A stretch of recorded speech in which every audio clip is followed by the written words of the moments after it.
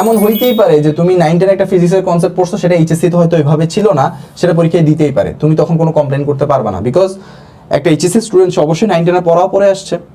বিস্তৃতির একটা সূত্র তোমাদের ম্যাথ সেকেন্ড পেপার থেকে আমরা এই সূত্রটা এনেছি, এটা ফিজিক্সেও অনেক কেসে ব্যবহার হয়। তো এটা আসলে যখনই কোনো জিনিসের পরিবর্তন তোমরা বের করবা, এটা ফিজিক্স হতে পারে, ম্যাথ হতে পারে, তোমার রিয়েল লাইফে হইতে পারে, শেষ মাইনাস আদি। তাহলে আমার এখানে শেষ অবস্থা থেকে আদি অবস্থায় বলছে যে 12 সেকেন্ড লস হয়েছে, তার মানে এটার পরিবর্তনটা নেগেটিভ। ঠিক আছে, তোমাকে দুইটা ত্রুটিপূর্ণ সময়, দুইটা ত্রুটিপূর্ণ তাপমাত্রার মান দেয়া আছে, তোমাকে সঠিক সময়ের জন্য তাপমাত্রাটা বের করতে হবে। আসসালামু আলাইকুম, আশা করছি সবাই ভালো আছো। আমি মোহাম্মদ শাহপুরান। আজকে তোমাদের সামনে দেখতে পাচ্ছ কি নিয়ে আসছি, আইআইটি জেই ফিজিক্সের আরেকটি প্রবলেম নিয়ে। তো প্রথমে বলে রাখি, এই প্রবলেমগুলো কাদের জন্য?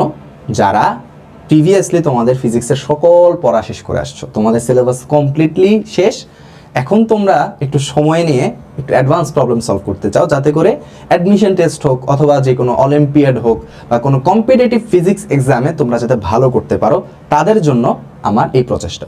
আমরা আজকে দেখব কিভাবে আমরা অ্যাডভান্স প্রবলেম আসলে সেগুলোকে অ্যাপ্রোচ করব, সেখান থেকে ডেটা বের করে কিভাবে সলভ করা যায়, অথবা দুইটা চ্যাপ্টার কম্বাইন করে আমাদের কনসেপ্ট থেকেই কিভাবে প্রশ্ন আসে। অর্থাৎ কনসেপ্ট আমাদের জানা, জাস্ট অ্যাপ্লিকেশনটা একটু ডিপলি আমরা দেখব। সো চলো শুরু করা যাক। প্রথম আমাদের এই ম্যাথটা হচ্ছে, আজকের এই ম্যাথটা হচ্ছে এই পেন্ডুলাম ক্লক। পেন্ডুলাম ক্লক শুনে বুঝতে পারতেছো এটা হচ্ছে একটা পেন্ডুলামের ম্যাথ। সো দেখে মনে হতে পারে এটা শুধু পেন্ডুলাম বা সিম্পল হারমোনিক মোশন চ্যাপ্টারের একটা ম্যাথ, কিন্তু এখানে থার্মোডাইনামিক্সেরও ছোট্ট একটা কনসেপ্ট লাগবে। তো চলো আমরা দেখি।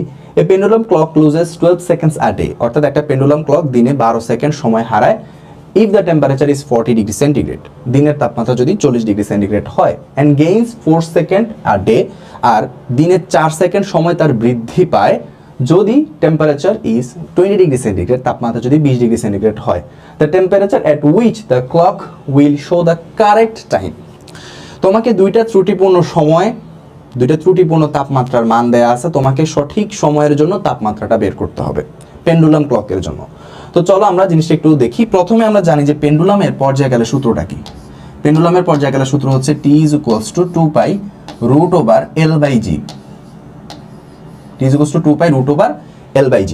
এখন আমাদের যখন টেম্পারেচার বৃদ্ধি পায়, অর্থাৎ আমাদের তাপমাত্রা থিটা যখন বৃদ্ধি পায়, তখন আমরা জানি যে দৈর্ঘ্য বৃদ্ধি পায়, যার কারণে আমাদের পর্যায়কালও বৃদ্ধি পায়। এবং এই বৃদ্ধি পাওয়ার কারণেই কিন্তু আমাদের সময়টা হারায়। অর্থাৎ সে আগে যে কাজটা 2 সেকেন্ডে করতে পারতো, এখন সেই কাজটা তার করতে 2 থেকে বেশি সময় লাগতেছে, 2 পয়েন্ট সামথিং বেশি সময় লাগতেছে, যার কারণে ক্রমান্বয়ে তার সময়টা হারাতেই থাকে। একটা দিন যত গড়ায় ততই তার সময়টা হারাতে থাকে, এবং দিন শেষে সে 12 সেকেন্ড সময় লস করে ফেলে। তো এই জন্য সিমিলার কেস, সিমিলার তুমি বলতে পারো যে যখন তাপমাত্রা কমে, you can say the same when the temperature decreases. Temperature যখন ডিক্রিজ করে, তাপমাত্রা যখন কমতে থাকে, তখন দৈর্ঘ্যটা অবশ্যই সংকুচিত হতে থাকে, এবং তাপমাত্রা সাথে সাথে দৈর্ঘ্য সংকুচিত হওয়ার সাথে সাথে পর্যায়কালও সংকুচিত হতে থাকে। এবং এই কারণে আমরা তখন দেখতে পাই যে সময় আমাদের আরো গেইন হচ্ছে। কিভাবে? চিন্তা করো যে সে আগে 2 সেকেন্ডে একটা অর্ধদোল দিত, এখন 2 সেকেন্ডে দিচ্ছে না, এখন দিচ্ছে 1 পয়েন্ট সামথিং সেকেন্ডে, 1.98 বা হচ্ছে ধরো 1.7 সেকেন্ডে দিচ্ছে। সো কন্টিনিউয়াসলি একটা দিনে যদি সে এরকম 1.7 সেকেন্ডে তার কাজটা করতে থাকে, 2 সেকেন্ডের কাজটা, তাহলে কন্টিনিউয়াসলি কিন্তু তার সময় বাঁচবে, বাঁচতে বাঁচতে বাঁচতে বাঁচতে দিনে প্রায় 4 সেকেন্ড সময় তার এক্সট্রা রয়ে যায়। খেয়াল করছো? Gains 4 second a day. তো এই হচ্ছে আমাদের কথা। তো আসো এখন আমরা এটাকে কিভাবে সলভ করতে পারি। তো আমরা যেই ত্রুটিপূর্ণ তাপমাত্রা, প্রথম ত্রুটিপূর্ণ যেই সময়টা আছে, সেই সময়ের জন্য আমার পর্যায়কালটা আমরা বের করি। তো সেই সময়ের জন্য পর্যায়কাল যদি আমরা বের করতে চাই, কিভাবে করতে পারি একটু খেয়াল করো, খেয়াল করো। দেখো, ত্রুটিপূর্ণ সময়ের জন্য যে পর্যায়কাল হবে, সেই পর্যায়কাল ধরো আমরা ধরে নিচ্ছি এটা টি। T is equals to T prime, T prime আমরা ধরে নিচ্ছি 2 pi root over L prime by G। এটা হচ্ছে আমাদের প্রথম কেসের জন্য। সো আমরা এটাকে ধরো সাপোজ ধরে নিচ্ছি T prime 1 প্রথম কেসের জন্য। তো এটাকে আমরা ধরে নিচ্ছি L prime 1।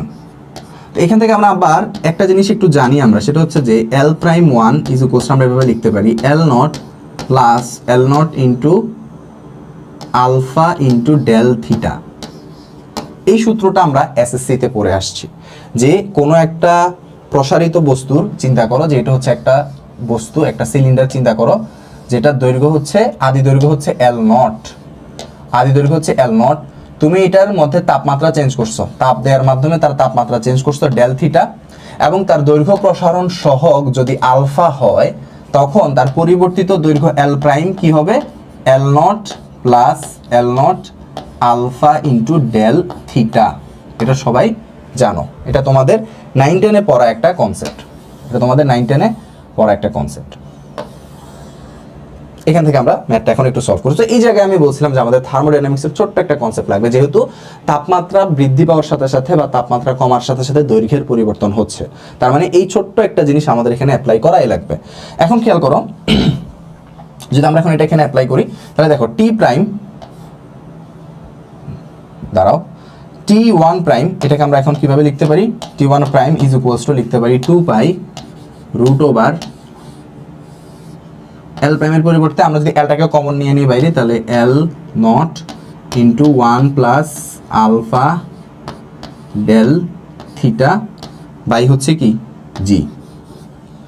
ওকে, দেন আমরা যদি এখানে আরেকটু কাজ করি, আমরা জিনিসটাকে আরেকটু সিম্পলিফাই করতে পারি। সেটা হচ্ছে দেখো এল নটের উপরটাকে আমরা বাইরে নিয়ে আসি জি সহ, তাহলে আমরা জিনিসটাকে কিভাবে লিখতে পারি? দেখো 2 pi root over L not by g into 1 plus alpha del theta to the power half, to the power half. So এই জায়গায় এই জিনিসটা যদি একটু লক্ষ্য করো, এই জিনিসটা হচ্ছে আমাদের টি নটের মান, বা আমাদের যেই প্রারম্ভিক যেই পর্যায়কালটা ছিল সেই প্রারম্ভিক পর্যায়কালের সমান, বা যেটা কারেক্ট পর্যায়কাল, সে কারেক্ট পর্যায়কাল। ঠিক আছে, একটু ভালো করে দেখো, কারেক্ট পর্যায়কাল মানে একদম পারফেক্ট যে পর্যায়কালটা, সেটাকে আমরা ধরে নিচ্ছি টি নট, কারণ তখন আমাদের দৈর্ঘ্য একদম আমাদের পারফেক্ট দৈর্ঘ্যটাই ছিল। যখন তাপমাত্রা বাড়ছে দৈর্ঘ্যটা বাড়া শুরু করছে, তাপমাত্রা কমছে দৈর্ঘ্যটা কমা শুরু করছে, কিন্তু এল নট ছিল আমাদের আদি দৈর্ঘ্য বা একদম যেটা কারেক্ট দৈর্ঘ্য সেটা।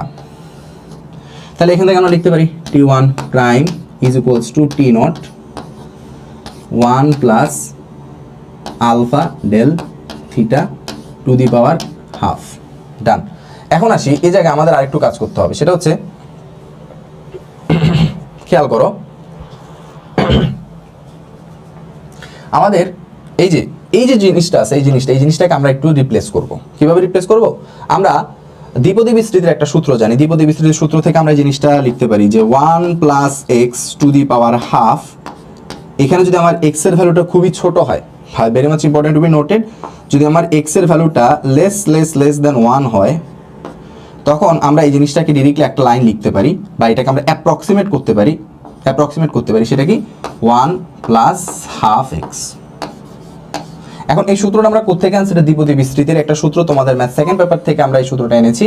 এটা ফিজিক্সেও অনেক কেসে ব্যবহার হয়। তো এটা আসলে এটা কিভাবে আসছে যদি আমরা বলি, দ্বিপদী বিস্তৃতিতে যখন তোমরা বিভিন্ন পদ বিস্তৃত করতে করতে করতে করতে একদম এন পর্যন্ত যাও, প্রত্যেকটা পদের মান কিন্তু সেখানে সিগনিফিকেন্ট, কিন্তু এখানে যেহেতু এক্স এর ভ্যালুটা কি বলতো ছোট, তার 1 প্লাস হাফ এক্স এর পরে যতগুলো পদ আসে সবগুলো পদ হচ্ছে খুবই নগণ্য। তুমি যদি সেই পদগুলোকে বাদ দিয়েও ক্যালকুলেশন করো, খুব বেশি একটা সমস্যা হয় না, যার জন্য আমরা আমাদের সিম্পলিফাই করার জন্য জিনিসটাকে আমরা এভাবে লিখতে পারি। তার মানে এই জায়গায় আমরা জিনিসটাকে কিভাবে লিখতে পারি খেয়াল করো তো, আমরা এই জায়গায় জিনিসটাকে লিখতে পারি এভাবে, দেখো এই জায়গায় লিখতে পারি এভাবে যে টি ইজ ইকুয়ালস টু, বা T1 prime is equals two আমরা লিখতে পারি T1 into 1 plus half delta theta বা ডেল থিটা ইন্টু আলফা, এভাবে লিখতে পারি। ঠিক আছে, এখান থেকে যদি আমরা এখন তোমার দুইটার পার্থক্য বের করতে চাই, আমি যদি এভাবে লিখতে পারি, তো সেটা ভ্যালু কি আসবে তোমার half T naught del theta alpha. এটা গেল আমাদের প্রথম কেসের জন্য। এটা কিসের জন্য গেল? এটা গেছে কিন্তু আমাদের প্রথম কেসের জন্য। তাহলে সিমিলারলি সেকেন্ড কেসের জন্য কিন্তু আমরা একই রকমের সূত্রই পাবো। সেকেন্ড কেসের জন্য আমরা সিমিলার কাইন্ড অফ একই রকমের সূত্র পাবো। তো প্রথম কেসে আমরা দেখতে পাচ্ছি, প্রথম কেসে কিন্তু আমাদের 12 সেকেন্ড সময় লস হয়। 12 সেকেন্ড সময় কি হয় বলো তো? লস হয়। তার মানে ডেল থিটা কিন্তু এটা negative number. So very much important to be noted, একটু ভালো করে দেখো তোমরা। তাহলে আমরা এই জায়গায় লিখতে পারি কি, যে ডেল থিটা বা sorry del T is equals to হচ্ছে আমাদের half T naught del theta into alpha. Okay, next হচ্ছে আমরা এখন কি করবো তাহলে, এটা গেলো আমাদের একটার জন্য, ডেল টি 1 এর জন্য, 1 প্রাইমের জন্য। ঠিক আছে, আমরা যদি সেকেন্ড কেসের জন্য বের করি, সেটার জন্য আমরা লিখতে পারি del T 2 prime is equals to half, এখানে আমাদের থিটা 1 দিয়ে দেওয়া দরকার, যেহেতু আমাদের দুই কেসে দুই রকমের তাপমাত্রার পরিবর্তন হবে। ঠিক আছে, তাপমাত্রার পরিবর্তন দুইটার ক্ষেত্রে কিন্তু সেম না, একবার হচ্ছে আমাদের 40-এর আছে, একবার 20-এ আছে, তার মানে মূল তাপমাত্রা থেকে একবার হয়তো বৃদ্ধি পাইছে আরেকবার হ্রাস পাইছে। সো এটা আমরা বুঝতে পারতেছি।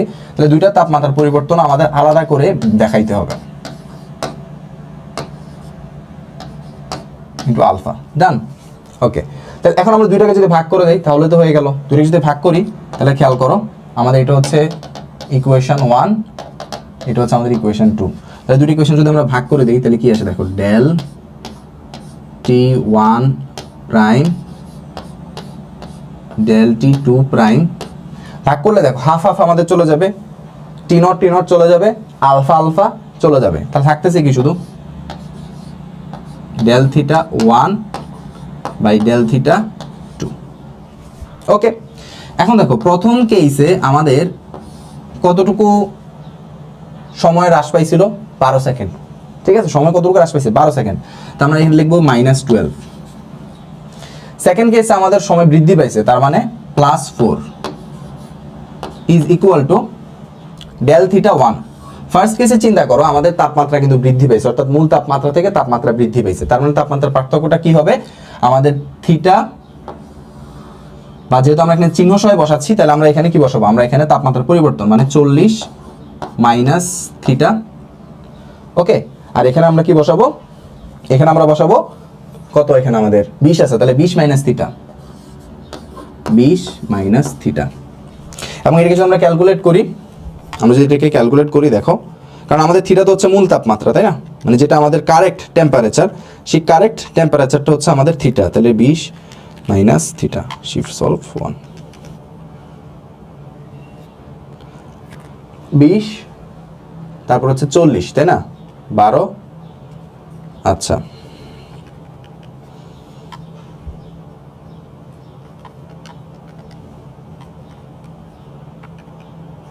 আরে আচ্ছা আবার একটু লিখি, 12/4 shift solve 40 minus x, 20 minus x shift solve.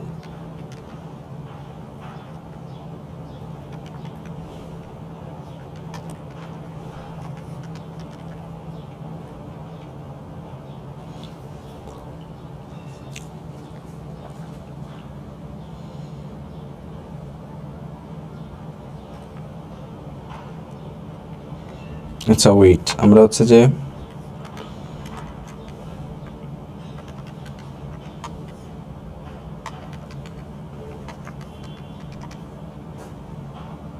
Calculator কাজ করতেছে না, বাট এটা রেজাল্ট আমি জানি, যে যদি আমি সলভ করে আসছি আমি রেজাল্টটা জানি, ক্যালকুলেটর কাজ করতেছে না, calculator is hanged totally. So আমাদের এখানে রেজাল্টটা হয় আসলে 25 ডিগ্রি সেন্টিগ্রেড। ঠিক আছে, তোমরা যদি ক্যালকুলেট করো ক্যালকুলেটরে তাহলে দেখবা যে এটা রেজাল্ট আসে 25 ডিগ্রি সেন্টিগ্রেড। ইয়েস, 25ই আসছে, অনেক পরে আসছে, সবাই একটু খেয়াল করতে পারো, অনেক পরে আসছে, বাট 25। সো এই হচ্ছে আমাদের রেজাল্টটা। আমি প্রথমে হচ্ছে যে মাইনাসটা বসাই নাই, যার জন্য আমাদের অ্যান্সারটা আসে নাই। সো একটু খেয়াল করো, এখানে মাইনাস কখন বসাবা কখন বসাবা না, ইম্পর্টেন্ট টু বি নোটেড। খেয়াল করো, যখন আমি ডেল বসাবো, ডেল মানে কিন্তু পরিবর্তন, পরিবর্তন মানে বোঝায় আদি মাইনাস শেষ, ভেরি মাচ ইম্পর্টেন্ট। আদি মাইনাস শেষ মাইনাস আদি। যখনই কোনো জিনিসের পরিবর্তন তোমরা বের করবা, এটা ফিজিক্স হতে পারে, ম্যাথ হতে পারে, তোমার রিয়েল লাইফে হইতে পারে, শেষ মাইনাস আদি। তাহলে আমার এখানে শেষ অবস্থা থেকে আদি অবস্থায় বলছে যে 12 সেকেন্ড লস হয়েছে, তার মানে এটার পরিবর্তনটা নেগেটিভ। ঠিক আছে, যার জন্য আমি এখানে -12 বসাইছি, সেকেন্ড কেসে +4 বসাইছি। আর এক্ষেত্রে আমি যখন বিয়োগটা করছি, খেয়াল করো বিয়োগটা কিভাবে করছি, আমি বলছি যে শেষ মাইনাস আদি, আমার তাপমাত্রা বাড়তে বাড়তে কই গেছে 40-এ, তার মানে সেটা হচ্ছে আমার শেষ অবস্থা, তাই 40 মাইনাস আমার সঠিক তাপমাত্রা থিটা। নিচে আমাকে বলা হয়েছে তাপমাত্রা কমতে কমতে 20-এ আসছে, তাহলে শেষ অবস্থা কি 20, তাহলে 20 মাইনাস আমার পূর্বের অবস্থা বা আমার সঠিক অবস্থা থিটা। এভাবে আমরা চাইলে দেখো, খুব বেশি কিন্তু আমাদের এইচএসসির বাইরের টপিক নাই, কোনো কিছুই নাই, জাস্ট এই যে একটা কনসেপ্ট আছে সেটা, এটা হচ্ছে আমরা 9-10-এ পড়ে আসছি। ঠিক আছে, যখনই তুমি দেখতে পাচ্ছ যে প্রবলেম বলা আছে যে 12 সেকেন্ড সময় হারাচ্ছে যখন তাপমাত্রা বাড়ে বা 40 ডিগ্রি সেন্টিগ্রেড, তখন তোমাকে বুঝতে হবে এখানে দৈর্ঘ্য প্রসারণ নিয়ে কিছু আছে। কারণ আমরা তো জানি যে দৈর্ঘ্যের সাথে তাপমাত্রা পর্যায়কাল directly connected, we know that এটা ডিরেক্টলি প্রপোর্শনাল। তাহলে এটা মাথায় রেখেই তোমাকে আগাইতে হবে, তোমাকে শুরুতেই ডিসাইড করে নিতে হবে যে আমার এই সূত্রটা কাজে লাগতেছে। সো এটা হচ্ছে আমাদের প্রবলেম সলভিং অ্যাপ্রোচ। মাথায় রাখতে হবে যে এমন হইতেই পারে যে তুমি 9-10 একটা ফিজিক্সের কনসেপ্ট পড়ছো, সেটা এইচএসসি তে হয়তো ওইভাবে ছিল না, সেটা পরীক্ষায় দিতেই পারে, তুমি তখন কোনো কমপ্লেন করতে পারবে না, বিকজ একটা এইচএসসি স্টুডেন্ট অবশ্যই 9-10 পড়াও পড়ে আসছে।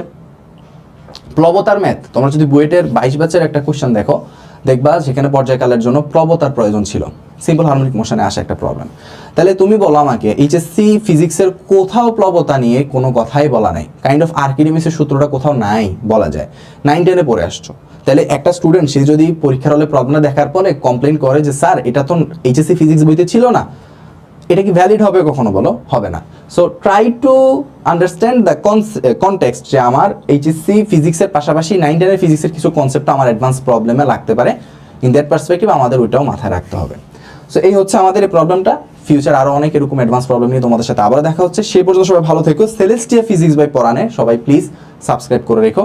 তোমাদের সকলকে অনেক অনেক শুভেচ্ছা, অভিনন্দন। নেক্সট অন্য কোনো ক্লাসে দেখা হচ্ছে। Best of